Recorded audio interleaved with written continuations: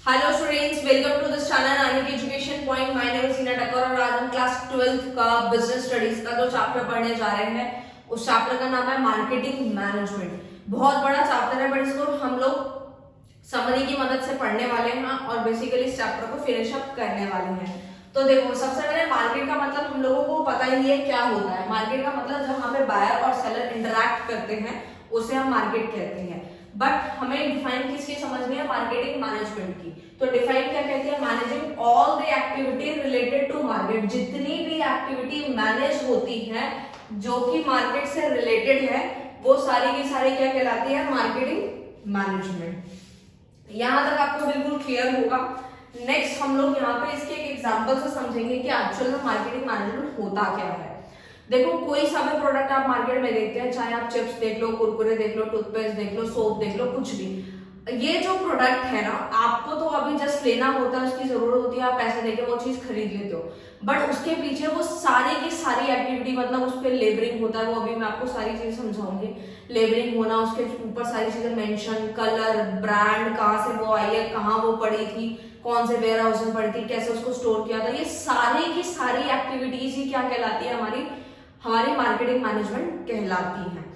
अच्छा, अब हम ये समझेंगे कि मार्केटिंग और सेलिंग में क्या डिफरेंस है। मार्केटिंग और सेलिंग का हम लोग एक बार कॉन्सेप्ट समझेंगे कि मार्केटिंग और सेलिंग एक ही चीजें होती है, बट जैसे जैसे मॉडर्नाइजेशन बढ़ रहा है मार्केटिंग और सेलिंग के बीच में बहुत बड़ा डिफरेंस है। मार्केटिंग आप समझ रहे हैं, मैंने आपको अभी एग्जांपल दिया कि एक प्रोडक्ट के पीछे बहुत सारी चीजें होती हैं, उसका प्रमोशन, उसकी प्लेस, उसका प्राइस, उसकी लेबरिंग, उसकी ब्रांडिंग, उसकी लेबरिंग, सब कुछ होता है जो है ना, वो मार्केटिंग में काउंट होता है। और सेलिंग का मतलब होता है सिर्फ प्रोडक्ट को सेल करना, ज्यादा से ज्यादा सेलिंग करना।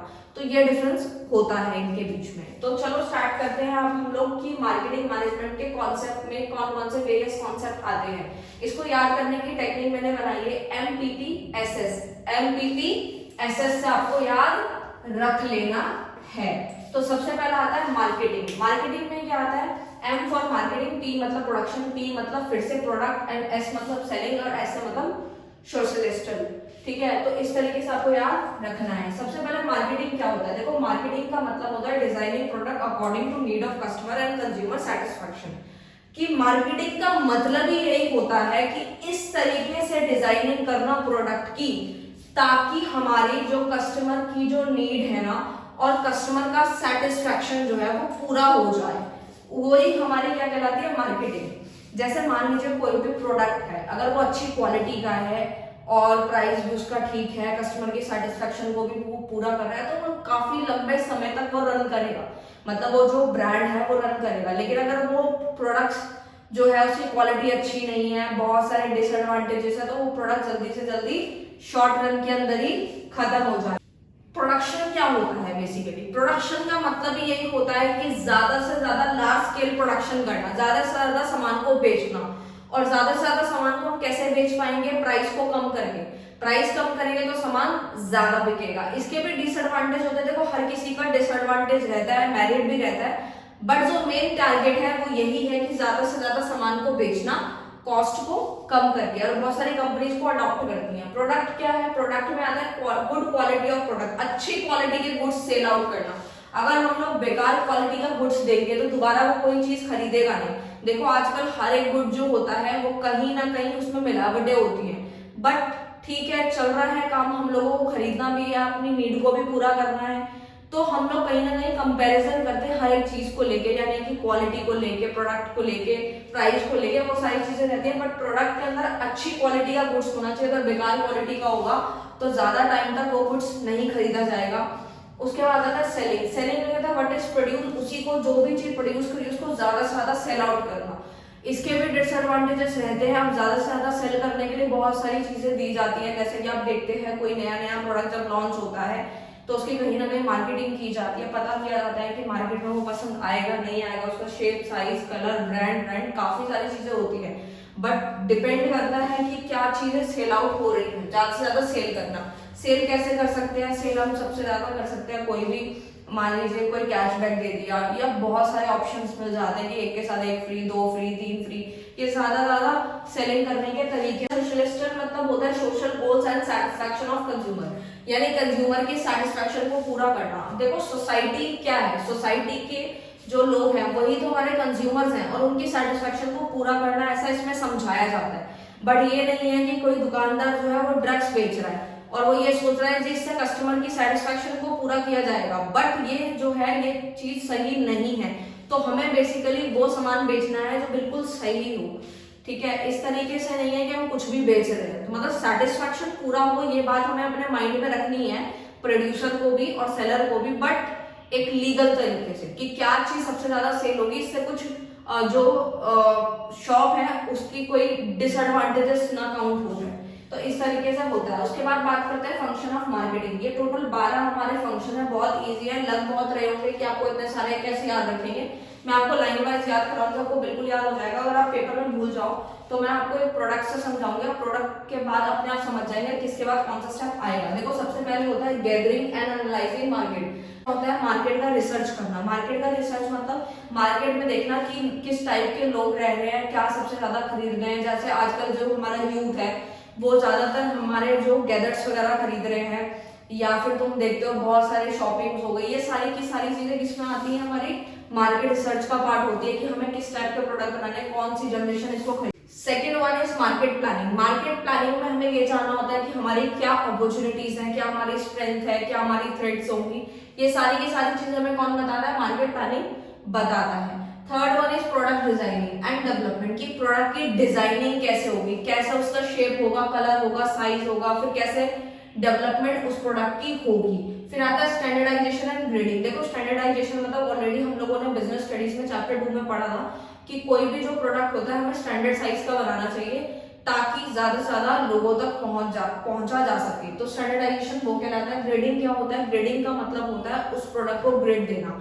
ग्रेडिंग ज्यादातर एग्रीकल्चर प्रोडक्ट्स में भी देखी जाती है, जैसे व्हीट हो गई, पल्सेस हो गई, मतलब जैसे चावल का एग्जांपल लेती हूँ, आप सुनते भी होंगे अपने घर में चावल पता नहीं कितनी वेराइटी में आता है, कोई बासमती है, कोई बासमती टुकड़ा है, तो इस तरीके से है। तो अलग अलग टाइप के तो उसमें ग्रेडिंग होती है कि ये ए ग्रेड है, ये बी, ये इस तरीके की ग्रेडिंग को हम ग्रेडिंग बोलते हैं। पैकेजिंग एंड लेबलिंग नाम से ही क्लियर है, कुछ समझने की जरूरत नहीं है। पैकेजिंग मतलब पैक करना, उस प्रोडक्ट को किस तरीके से पैक किया जाएगा, कैसे पैकिंग उसकी होने वाली है। फिर आता है लेबलिंग। लेबलिंग आप देखते होंगे कोई सा भी प्रोडक्ट खरीदते हैं उस पर काफी सारी चीजें लिखी रहती है, जैसे कि आप देखते हैं एक्सपायरी डेट हो गया, क्या कितने कार्बोहाइड्रेट्स है, कितने फैट है, कितने मिनरल्स है, सारी चीजें मेंशन होती है, उसे हम लेबलिंग कहते हैं।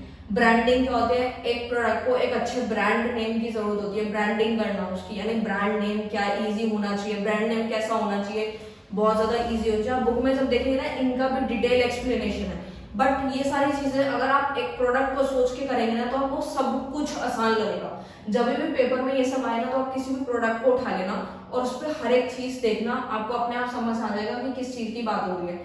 ब्रांडिंग यानी ब्रांड नेम इजी होना चाहिए, हर कोई उसको प्रोनाउंस करने में उसको कोई दिक्कत ना आए, ठीक है, ज्यादा बड़ा होगा तो कोई बोल नहीं पाएगा, और अट्रैक्टिव होना चाहिए, और हमारे कॉम्पिटिटर जैसा नहीं होना चाहिए, अलग होना चाहिए, यूनिक होना चाहिए, सारे ब्रांडिंग में आते हैं। कस्टमर सपोर्ट सर्विसेज बिल्कुल होनी चाहिए। अगर मान लो कोई सा भी प्रोडक्ट, अगर मैं कोई प्रोडक्ट बना के बेच रही हूँ और मैंने बोला कि जी आप एक बार लेके जाओगे, उसके बाद आपको कोई सी भी तकलीफ आएगी ना तो आप प्लीज मेरे पास मत आना। तो अगर इस तरीके की चीजें अगर रहेंगी ना तो कभी भी कस्टमर मेरा लॉन्ग टाइम तक मेरे पास नहीं आएगा, वो बस 1 या 2 बार आएगा अपनी मजबूरी में कि हाँ ठीक है सामान चाहिए तो वो ले लेगा। बट कस्टमर सपोर्ट सर्विस का मतलब ही यही है कि कस्टमर के सपोर्ट को सर्विसेज देना, यानी कोई मतलब कोई प्रोडक्ट अगर खराब हो गया तो उसको वारंटी, गारंटी, ये सब हो गया, या एक्सचेंज करना, ठीक करके देना, ये सारी चीजें होनी चाहिए तो कस्टमर लंबे समय तक बना रहता है।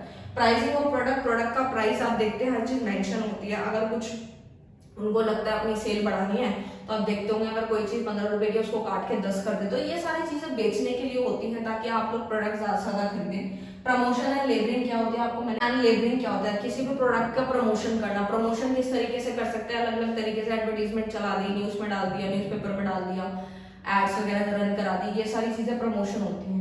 फिजिकल डिस्ट्रीब्यूशन होता है कि कैसे कैसे इसके चैनल्स है, मतलब वो प्रोडक्ट कैसे कैसे सेल आउट होने वाला है, अभी मैं आपको अच्छे से समझाऊंगी। ट्रांसपोर्टेशन आपको पता है कि जो प्रोडक्ट अगर मान लो कोई प्रोडक्ट दिल्ली में बना है तो ये नहीं है कि दिल्ली वाले लोग ही खरीदेंगे, बाकी अदर स्टेट्स के लोग भी खरीद सकते हैं, दूसरी कंट्री के भी खरीद सकते हैं। तो ये ट्रांसपोर्टेशन वाला जो चीजें आती है। स्टोरेज एंड वेयर हाउसिंग होता है कि जब सामान बन जाता है तो उसी दिन नहीं बिकता, उसको काफी टाइम लग जाता है बिकने में, तो उसको स्टोर करके रखना पड़ता है। वेयर हाउसिंग फैसिलिटी चाहिए होती है, गोदाम वगैरह चाहिए होता है, ऐसी जगह पे स्टोर करना पड़ता है जहां पे मान लो कोई चोरी नहीं हो, जहां पे बिल्कुल सेफ पड़ा रहे, आग वगैरह का खतरा ना हो।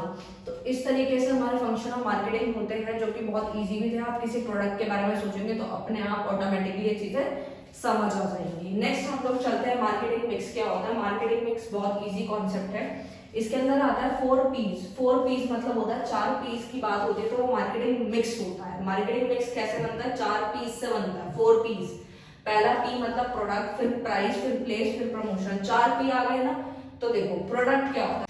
प्रोडक्ट में हम लोग ब्रांडिंग समझ गए हैं। ब्रांडिंग मैंने आपको भी यहीं पे क्लैरिफाई कर दिया कि ब्रांडिंग कैसा होना चाहिए, इजी होना चाहिए, अट्रैक्टिव होना चाहिए, बहुत डिफरेंट होना चाहिए, इस तरीके की। पैकेजिंग क्या होती है? अगर कोई भी प्रोडक्ट की बात हो रही है तो उसकी पैकेजिंग बड़ी डिपेंड करती है, यानी बहुत ज्यादा। जैसे होता क्या है ना, पैकेजिंग 3 तरीके से होती है। एक होती है प्राइमरी, एक होती है सेकेंडरी, एक होती है ट्रांसपोर्टेशन पैकेजिंग। तो पहला प्राइमरी मतलब सबसे पहली पैकिंग होती है। पहली का मतलब यह कि सर एक ही पैकिंग होती है उसमें। जैसा आप लोग चिप्स खाते हैं, कुरकुरे खाते हैं, तो खोलते ही वो कुरकुरे चिप्स आ जाते हैं, तो उसे बोलते हैं हम लोग प्राइमरी।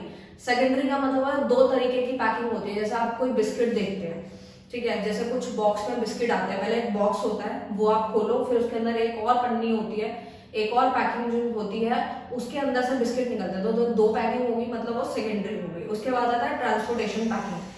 ट्रांसपोर्टेशन पैकिंग एक ऐसी पैकिंग होती है जिसके अंदर आप देखते हैं कि कोई भी चीज कहीं डिलीवर करानी है तो उसको एक डबल लेयर के साथ पैक किया जाता है ताकि वो सेफ रहे, तो वो ट्रांसपोर्टेशन होती है। ये मैंने लिखा नहीं है, बेसिक चीजें आप लोग खुद भी लिख सकते हैं। नोट्स आपको मैं दूंगी तो उसमें सब कुछ ऑलरेडी मेंशन होगा, क्योंकि समरी है, मैं एक चीज को ज्यादा डिटेल में कराऊंगी तो वीडियो बहुत लंबा हो जाएगा।